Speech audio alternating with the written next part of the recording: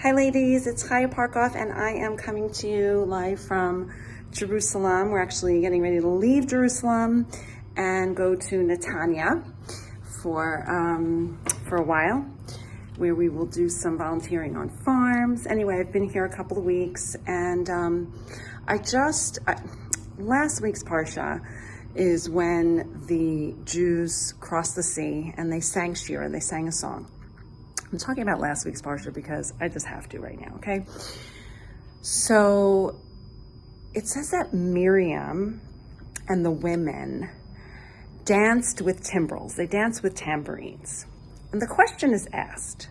They were in Egypt. They just left Egypt really quickly. Where did they get tambourines from? So women, they had emunah. They had trust, they had faith, they had an unshakable determination that God was going to take them out of Egypt. They would redeem them. There would be a time when they could sing and dance, and so they made tambourines. These are the women who went and put makeup on so their husbands would be with them, because the husbands were like, we don't want to have any more children because Pharaoh's going to kill them, and they're like, we're going to trust God. And so, they're just, what about the girls? What about the girl babies? Okay, so Pharaoh says he's going to kill the boy babies. What about girl babies? Like, we need to keep going. We need to keep going. So they beautified themselves and they trusted that there would be a day that they would come out of Egypt and they would be able to dance and sing. And therefore they made tambourines. Well, I have to tell you, I have spent time over the last 2 weeks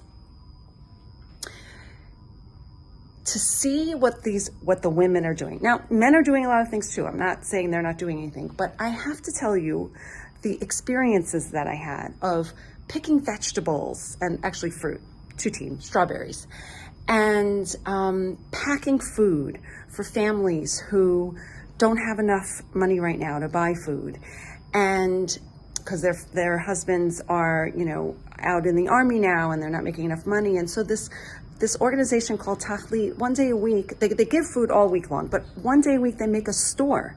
They make a store and they sell at like 1/3 of the price. And so people can come in with dignity, people that don't want to take a handout, but they need help. There were women there getting all dirty. We were washing potatoes and washing all sorts of things and setting up onions and zucchinis and all these different things. And then last week, I got to go to a friend.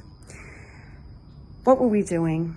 We were packing up, we were preparing roses and little bags of candy for 500 soldiers that had just gotten out of Gaza, and they were going back to their wives or their mothers, and we made roses for them and candy so that they can bring these to the women in their life.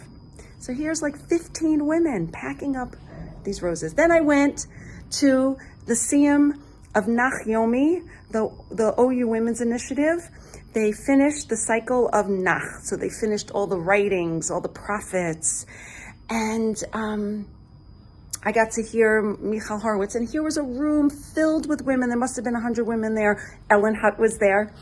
And we got to learn Torah and celebrate all these women that are learning Torah. So we have women that are learning, we have women that are doing, we have women that are learning and doing.